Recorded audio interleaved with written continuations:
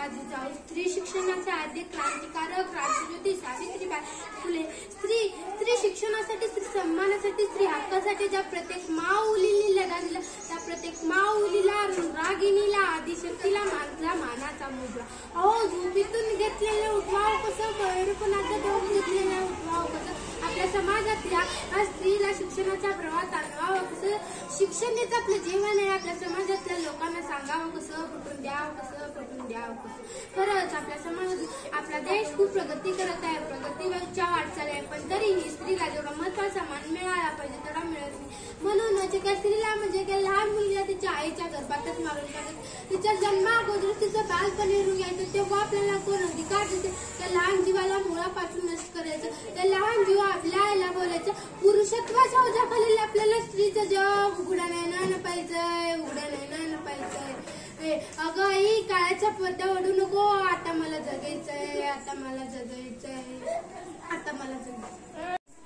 आपल्याला आपल्या समाजाला असं काय केलं पाहिजे, मुलगा झाला की चांगला, पण मुलगी नको, मुलगा किंवा मुलगी आपल्या सर्वेच्या वर्धन आपण स्वीकारलं पाहिजे. आपण असं करीत नाही. बाहेरच्या समाजात स्त्रीचं स्थान किती मोठं आहे आणि आपल्या समाजात स्त्रीचं स्थान किती छोटं आहे, तरी आम्हाला मुलगाच हवा. कारण आमची संस्कृती म्हणजे प्रधान संस्कृती, श्रद्धा संस्कृती, रात्री दारू प्यायची आणि बायकोला मारायचं, इतकं आपली पुरुष प्रधान संस्कृती. कोणी मला सांगेल का इतकं आपली पुरुष प्रधान संस्कृती, तरी आम्हाला मुलगाच हवा.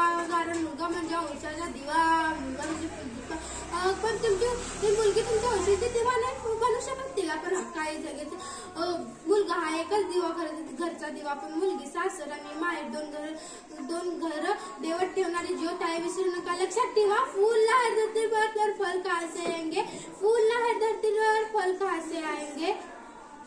जर या धरतीवर मुलीच राहिला नाही तर मुलं कुठून आणणार, तुमच्या वंशाचा दिवा कुठून आणणार. तुम अपना अंश काटकर वंश कहां से बढ़ाओगे, तुम अपना अंश काटकर वंश कहां से बढ़ाओगे. खरंच आपल्या समाजातल्या स्त्रीला फक्त वाचवलंच नाही पाहिजे, तिला घडवलं पाहिजे, तिला शिकवलं पाहिजे, तिच्यावर होणारा अन्याय अत्याचार थांबवलं पाहिजे. आज भारत अनेक समाजात स्त्रिया पुरुषाच्या बरोबर प्रत्येक क्षेत्रात काम करत आहे, पण आपल्या समाजातली स्त्री अजूनही कुठेतरी अज्ञानाच्या अंधकारात चूल आणि मूल दिलेली आहे. तिला त्यातून बाहेर काढलं पाहिजे, तिच्या हातात ज्ञानाची ज्योत दिली पाहिजे, तिला शिकवलं पाहिजे, तिला घडवलं पाहिजे, तिला शिकवलं. आपल्या समाजातली तेव्हाच आपला समाज खऱ्या अर्थाने शिक्षित व प्रशिक्षित होईल. आपला समाज नागवंटी गौरी समाज, मग हा समाज कोणत्या दृष्टीने मागे जाता कामा नये. मग ते स्त्रीचं शिक्षण असू दे किंवा आणखी कोणती. आजच्या स्त्रिया खूपच हुशार झाल्या, स्वतःची प्रगती तर स्वतःच करत आहेत, पण स्वतःची प्रगती तर स्वतःच करत आहेत. हे आजच्या कार्यक्रमाहूनच दिसून येतं. पुरुषाच्या संख्यापेक्षा स्त्रीची संख्या काही जास्तच आहे. हे स्वतःची प्रगती तर स्वतःच करत आहेत, त्यांची स्वप्नाचा परिणाम करता मनामध्ये जिद्द, धैर्य, आत्मविश्वास निर्माण झाला. हे कोणीतरी म्हटलं आहे की अरे लाटांबरोबर तर सगळेच होतात, पण जरा चुबितो असतो जो लाटांना वेधून पुढे जातो, जो लाटांना वेधून पुढे जातो. तसंच काहीतरी आजच्या स्त्रिया आहेत, तसंच काहीतरी आजच्या स्त्रिया आहेत. या जगाची रीतच अशी आहे की या जगात कोणी चांगलं केलं आहे का, हो या जगात कोणी चांगलं केलं तरी सगळे लोक त्याला नाव कुठं ठेवता येते याची जागा शोधतात, आणि वाईट केलं तरी नाव कुठं ठेवता येते याची जागा शोधतात.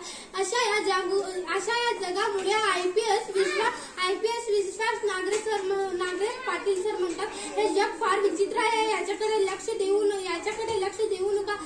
पुढे जाण्यावर जळतं, मागे राहण्यावर थट्टा करतं, पुढे जाण्यावर जळतं, मागे राहण्यावर थट्टा करतं. असाच काहीतरी आपल्या समाजातल्या स्त्रीच्या बाबतीत आहे. हे स्त्रीच्या बाबतीत आहे. दोषी कोणी का असला फक्त स्त्रीला दिला जातो. हो, तिने योग्य केले तरी अयोग्य, तिने योग्य केले तरी अयोग्य केले तरी, तिने योग्य केले तरी अयोग्य केले तरी. दोन्हीकडून बोलणाऱ्या अशा जगात आज दोन्हीकडून बोलणाऱ्या अशा जगात आमच्यासारख्या पोरीला स्त्रियांना जगावं तरी कसं, वागावं तरी मनमोकळेपणाने मस्त वागली तर म्हणतात आज पोरीला घरचे बंधन आहे, शांत गंभीरपणे वागली तर म्हणतात आज पोरीमध्ये फेस करण्याची हिंमत नाही. लग्नाला उशीर झाला तर म्हणतात पोरीचाच एखादा थट्टा असू दे, मग लगेच लवकर केल्यावर म्हणतात पोरीचा एखादा लफडा लपवायचं असेल.